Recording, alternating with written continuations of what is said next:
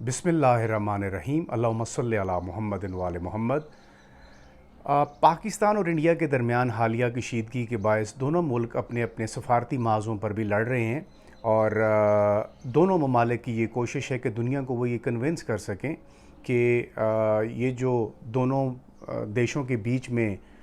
तनाव है जो एक मुख्तसर सी जंग की सूरत अख्तियार कर चुका था और ये इसकी बुनियादी वजह क्या थी, इसके ऊपर आज बात करते हैं। और इसमें से इसी से जुड़ी जो ख़बर है वो ये है कि भारत का जो डिप्लोमेटिक मिशन था जो दुनिया के मुख्तलिफ़ ममालिक के दौरे कर रहा था वो ख़ासा फ्रस्ट्रेशन का शिकार है। और शशि थरूर साहब जो इस डेलीगेशन को लीड कर रहे थे, उनकी जो स्पीचेज़ हैं अभी आपके सामने वो जहाँ से भी आ रही हैं, आप जितने ममालिक में वो जा रहे हैं उससे आप अंदाज़ा लगा लें कि वो यूनाइटेड स्टेट्स ऑफ अमेरिका के ख़िलाफ़ बातें कर रहे हैं। और उनकी जो फ्रस्ट्रेशन है वो बिल्कुल वाज़े तौर पर नज़र आ रही है कि अमेरिका की तरफ से या आलमी बरादरी की तरफ से, इंटरनेशनल कम्युनिटी की तरफ से इंडिया को वो कामयाबी हासिल नहीं हुई जिसकी वो तवक्को कर रहा था। ये बिल्कुल वैसा ही हुआ है जिस तरह एक फ़ॉल्स फ्लैग ऑपरेशन के बाद पाकिस्तान के ऊपर इंडिया ने चढ़ाई की और उसके बाद जब रिटेलिएशन हुई और रिटेलिएशन के बाद जो सूरत हाल सामने आई वो आपके सामने है। और फिर दुनिया पूरी ने देखा कि पाकिस्तान ने भरपूर जवाबी कार्रवाई की और दुश्मन इंडिया को यकीनन घुटने टेकने पर मजबूर किया और फिर सीज़ फायर की तरफ मामला बढ़ा। अब ये सीज़ फायर कैसे हुआ, किसके कहने पे हुआ, ये बड़ा इंपॉर्टेंट फैक्टर है, इसके ऊपर हम बात करते हैं। इसी से जुड़ी हुई ये ख़बर थी। अब ये देखें जो भारत ने अपना सफारती मिशन बाहर भेजा है उसका जो सबसे बड़ा सेटबैक नज़र आ रहा है कि वो जहाँ भी जाते हैं, जितने मुल्कों में भी अभी तक वो गए हैं, वहाँ पर उन्होंने अपना मुकदमा रखने की कोशिश की है लेकिन किसी ने भी उनको सीरियस नहीं लिया। उनकी इस की दलील ये है कि शशि थरूर साहब की आप स्पीचेस सुन लें, वो डोनाल्ड ट्रंप के बारे में कह रहे हैं कि ये तो बाकी प्रेसिडेंट से बहुत मुख्तलिफ हैं, ये ऐसे हैं, ये वैसे हैं। तो अब उन्होंने अपना जो फेल्ड नैरेटिव था जो दुनिया के सामने रखने की कोशिश की और दुनिया ने उसको नहीं सुना। देखिए, दुनिया से मुराद हमारी हमेशा वो बड़ी ताकतें होती हैं जब वो इक़्तिदार में होती हैं और वो काम करती हैं। और फिर आप देखते हैं कि एक ट्विटर के ज़रिए एक सीज़ फायर का अनाउंसमेंट होता है और वो 2-3 घंटे पहले होता है। ट्विटर अकाउंट पर डोनाल्ड ट्रंप कहते हैं कि मैं पाकिस्तान और भारत के दरमियान सीज़ फायर करवाने जा रहा हूं और वो इतने बजे वो हो जाता है। दोनों मुल्कों के प्राइम मिनिस्टर्स को भी नहीं पता होता। यानी पता होने से मुराद ये नहीं है कि वो देवर अनअवेयर ऑफ इट, उन्हीं के कहने पे हुआ। लेकिन एक सुपर ताकत जो होती है वो अपनी अथॉरिटी को, अपनी इजारादारी को फिर यूँ साबित करती है। तो इसी तरह अब इनके मुहर्रिकात जानते हैं कि आखिर ऐसी क्या वजह हुई कि जो भारत के अंदर भी लोग जो अमेरिका के बारे में, यूनाइटेड स्टेट्स के बारे में ज़्यादा खुश नहीं हैं और उनको काफ़ी क्रिटिसिज्म का निशाना बनाया जा रहा है। क्योंकि एक तरफ तो भारत को ये बड़ा घुमंड था और बड़ा मान था कि जो इस वक्त डोनाल्ड ट्रंप साहब हैं वो जब से इक़्तिदार में आए हैं वो तो इंडिया के बड़े क्लोज़ हैं और हमारी उनके साथ बड़ी ट्रेड भी चल रही है और जो स्ट्रेटेजिक हमारे कुछ एग्रीमेंट्स हैं उनके साथ भी हम आगे बढ़े हुए हैं। तो यकीनन भारत यूनाइटेड स्टेट्स हमारी हर बात को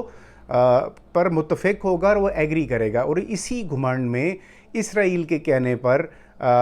भारत ने पाकिस्तान के ख़िलाफ़ एक फ़ॉल्स फ्लैग ऑपरेशन किया। आप देख लें, मैं इसराइल का नाम ले रहा हूँ बड़ी ज़िम्मेदारी के साथ। और ये बड़े लोगों ने उस वक़्त ये बातें की लेकिन उस वक़्त ये बहुत प्री मैच्योर था, इसके बारे में बात करना मुनासिब नहीं था। लेकिन अब ये सारी चीज़ें खुलकर सामने आ गई और अभी इसमें व्लॉग में हम इसी के ऊपर बात भी करते हैं कि जो इसराइल और भारत का गठजोड़ है वो बहुत अब दिन ब दिन वाज़े हो गया है। दोनों मुल्कों के दरमियान जो मिलिट्री की आपस में जो आप कह लें कम्बिनेशंस हैं, जो उनके आपस में क्लोजनेस है वो आपके सामने है। फिर जो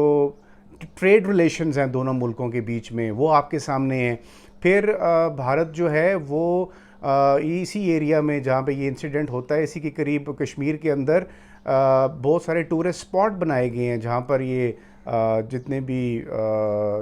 इजरायली टूरिस्ट हैं वो आते हैं, वहाँ पर रहते हैं, उनके रहने के लिए प्रॉपर अलग से एक जगह बनाई हुई है। और ये सारा कुछ अभी से नहीं हो रहा, ये बहुत पहले से हो रहा है। फिर आपने देख लिया कि जब पहलगाम का इंसिडेंट होता है उसके इमीडिएट बाद जो सबसे एक ही मुल्क जिसने इस इंडिया का सपोर्ट किया वो सिर्फ़ और सिर्फ इज़राइल है, जिसने कहा कि जी आप के ऊपर जो अटैक हुआ है इसको हम कंडेम करते हैं और ये बड़ा मतलब गलत है और इसके ऊपर फौरी तौर पर एक्शन लेना चाहिए। तो इससे आप अंदाज़ा लगा लें कि जो इन दोनों मुल्कों के दरमियान रिलेशंस थे और इन्हीं रिलेशंस को फिर एक्सप्लॉइट करने की कोशिश की गई। और नरेंद्र मोदी साहब का ये ख्याल था कि चूँकि ओवरऑल एक कंसिडर ये किया जाता है कि इसराइल अमेरिका की एक नाजायज़ औलाद है। नाजायज़ औलाद और जायज़ औलाद में बहुत फ़र्क होता है। यहीं से वो गलती कर गए हैं और इसराइल के कहने पर, नेतन्याहू के कहने पर नरेंद्र मोदी साहब ने एक फॉल्स फ्लैग ऑपरेशन किया और फिर उसके कॉन्सिक्वेंसेस आप देख लें। सबसे पहले तो यूनाइटेड स्टेट्स ऑफ अमेरिका ने जब ये दोनों मुल्क लड़े आपस में, भारत और पाकिस्तान, किसी भी तरह से उन्होंने इंटरफेयर नहीं किया और एक हफ़्ता गुजर जाने के बावजूद अमेरिका की तरफ से कोई ऐसा स्टेटमेंट नहीं आया जिससे ये लगता कि यार अमेरिका के अंदर कोई सीरियसनेस है और वो ये दोनों ममालिक के दरमियान जो कॉन्फ्लिक्ट है उसको ख़त्म कराने का वो सोच रहा है। एक्चुअली डोनाल्ड ट्रंप साहब को ये पता चल चुका था कि नरेंद्र मोदी साहब डबल गेम प्ले कर रहे हैं। वो डबल गेम ये थी कि नेतन्याहू के कहने पर उन्होंने पाकिस्तान के ऊपर एक फॉल्स फ्लैग ऑपरेशन किया। अब ये फॉल्स फ्लैग ऑपरेशन करने की पीछे क्या वजह थी? वो ये वजह थी कि नेतन्याहू ये चाह रहा था कि इस वक्त जो पूरी दुनिया के अंदर इसराइल जो फ़लस्तीन के अंदर लोगों का कत्लेआम कर रहा है, जो एक एथनिक क्लिनजिंग जेनोसाइड वहाँ पर जारी है, जो टेलीवाइज जेनोसाइड है, जिसमें आए रोज़ बेगुनाह लोगों को कत्ल किया जा रहा है, बच्चों को मारा जा रहा है, औरतों को मारा जा रहा है, सिविलियंस को टारगेट किया जा रहा है, मसाजिद के ऊपर बमबारी की जाती है, जो रेफ्यूजीज़ कैंप्स हैं उनके ऊपर बमबारी की जाती है, जब आप खाना लेने के लिए जाते हैं तो उनके ऊपर वो अटैक्स कर रहे हैं। तो हमास भी वहीं का वहीं मौजूद है जिसने रेजिस्टेंस मूवमेंट शुरू की थी, मगर जो निहत्ते फ़लस्तीनी हैं उनको भी आए रोज़ इसराइल की तरफ से निशाना बनाया जा रहा है, अभी भी इसी वक्त भी। तो इस सारे सिनेरियो में जब नेतन्याहू ये चाह रहा था कि अब जब दुनिया पूरी की जो टेंशन्स हैं वो सारी गज़ा के ऊपर हैं और इसराइल की जो बर्बरियत है, जो इसराइल की क्रुएलिटी है और उसका एक मकरू चेहरा दुनिया के सामने आ चुका हुआ है, तो उससे कम से कम ये अटेंशन डाइवर्ट होगी। पाकिस्तान के ऊपर जब अटैक होगा तो यकीनन पूरी दुनिया की जो तवज्जो है, और वो ऐसा हुआ भी, आपने देख लिया कि जब से ये दोनों मुल्कों के बीच में ये कॉन्फ्लिक्ट बना तो गज़ा वाला मामला जो है वो पीछे चला गया और तमाम के तमाम जितने भी बड़े ममालिक थे वो पाकिस्तान और भारत के बीच में बीच बचाव करने में लग गए। तो टू सम हाउ किसी न किसी तरीके से नेतन्याहू तो अपने मिशन में कामयाब हो गया, लेकिन उसका नुकसान भारत को उठाना पड़ा। भारत को ये नुकसान हुआ कि ये जब ये फॉल्स फ्लैग ऑपरेशन जो हुआ पहलगाम वाले इंसिडेंट से कुछ दिन पहले, जो वाइस प्रेसिडेंट हैं यूनाइटेड स्टेट्स के, उनको वो आए हुए थे उधर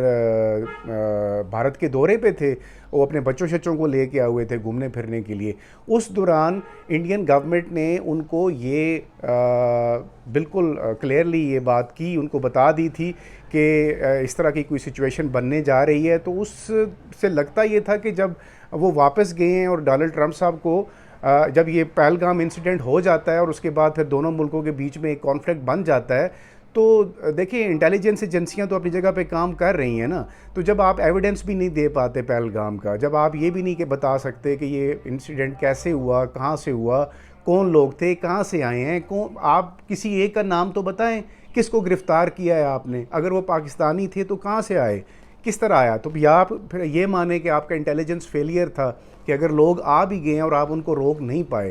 तो ये सारे वो सवाल थे जो मिसाल है कि रॉ अपनी काम करती है, आईएसआई अपना काम करती है, और दीगर जो बड़ी बड़ी जो इंटेलिजेंस एजेंसियाँ हैं जब वो अपना काम कर रही होती हैं तो उससे आपको क्या मतलब ये कि उनके पास ये रिपोर्ट्स नहीं जाती। तो ये रिपोर्ट्स उनके पास जा चुकी थी और उनको ये पता चल चुका था कि जो इस वक्त इंडियन स्टांस है वो किसी भी तरह से इस हवाले से उसके ऊपर बात नहीं की जा सकती कि वो किसी भी तरह से उसको जस्टिफाई नहीं किया जा सकता। तो इसी सिचुएशन से निपटने के लिए फिर इंडिया ने जो अपना मिस एडवेंचर्स की एक सीरीज़ शुरू कर दी, जिसके ऊपर फिर यूनाइटेड स्टेट्स ऑफ अमेरिका खासा, जो डोनाल्ड ट्रंप साहब हैं ख़ास तौर पर, वो खासे नाराज़ हुए और उन्होंने फिर इंडिया को किसी किस्म की लिफ्ट नहीं करवाई। अभी जो ये शशि थरूर साहब हैं, ये भी वहाँ पे हैं और ये उनको कन्विंस करने गए थे, लेकिन आप इससे अंदाज़ा लगा लें कि किसी तरह की उनको कामयाबी हासिल नहीं हुई। और अभी जो भारत और पाकिस्तान के दरमियान इस वक्त सूरत हाल है, दुनिया के अंदर इन तमाम चीज़ों को बड़ा क्लोजली वॉच किया जा रहा है और इंडिया के अंदर भी ये आवाज़ें उठना शुरू हो गई हैं कि अगर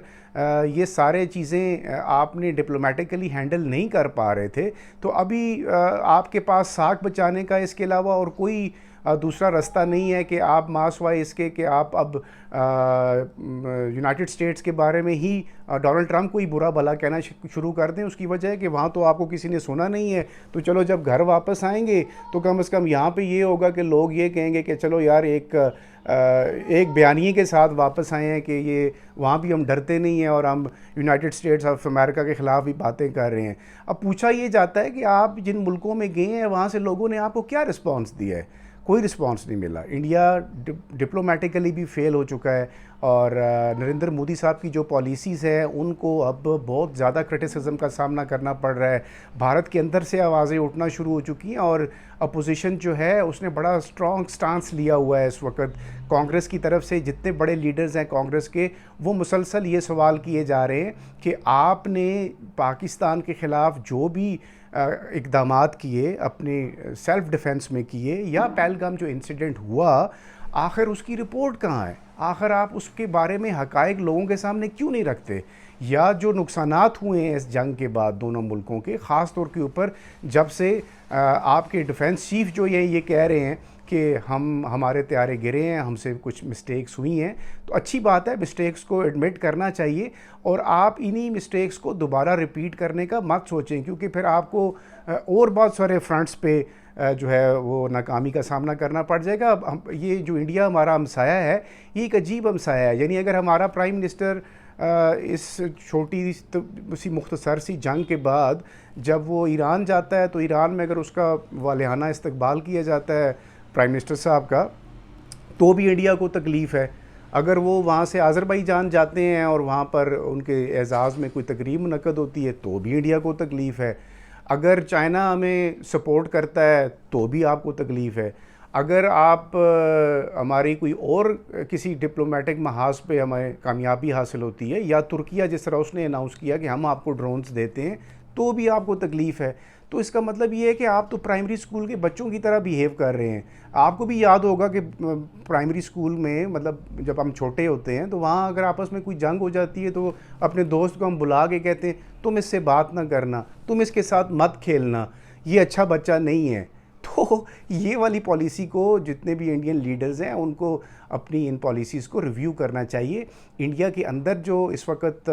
लोगों के सेंटीमेंट्स हैं वो यकीनन हर्ट हुए हैं आपकी गलत पॉलिसियों की वजह से। ज़ाहिर है इंडिया उनका मुल्क है, इंडिया उनका देश है, वो अपने मुल्क से हर कोई मोहब्बत उसका हक़ है बुनियादी तौर पर, और उसके दिफा के लिए भी जो सेंटीमेंट्स हमारे यहाँ पाकिस्तान में लोगों के थे, मैं उन इंडियंस की सेंटीमेंट्स की भी कदर करता हूँ जो ये अभी तक ये सवाल उठा रहे हैं कि कब आप जवाब देंगे पाकिस्तान को। जवाब तो देंगे, लेकिन आपने ये जवाब को सवाल बनाया क्यों? पहले सबसे पहली बात तो ये है। तो अगर आप जिस तरह कांग्रेस अभी ये पूछ रहा है कि आपकी फ़ॉरेन पॉलिसी जो है वो कहाँ से कामयाब हुई है। आप तो समझते थे कि लोग पाकिस्तान के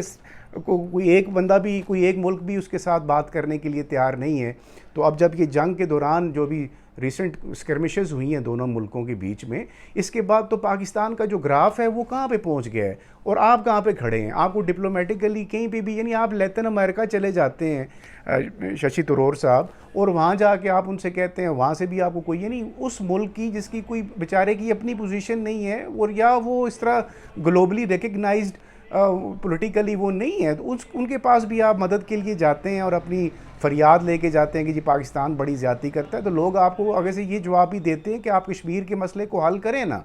आप कश्मीर के मसले पे बात ही नहीं करना चाहते, आप कश्मीर को एक मसला समझते ही नहीं हैं। आप ये कहते हैं कि पाकिस्तान ने उसके ऊपर ग़ासबाना हमला किया हुआ है, हालांकि आपने भी उसके ऊपर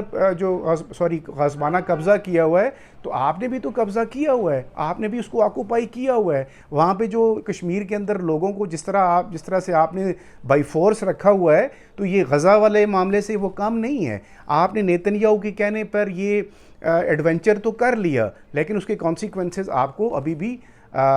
उनका सामना करना पड़ रहा है और आइंदा आने वाले दिनों में भी आप वो उनको देखते रहेंगे। तो इसलिए जो इंडिया के अंदर से आवाज़ें उठना शुरू हो चुकी हैं, अब भारतीय जनता पार्टी के लिए खासी मुश्किलात हैं, ख़ास तौर के ऊपर आप देखिएगा जो आइंदा आने वाले इलेक्शंस अब इंडिया में हो रहे हैं, जिस तरह बिहार के इलेक्शंस गालिबन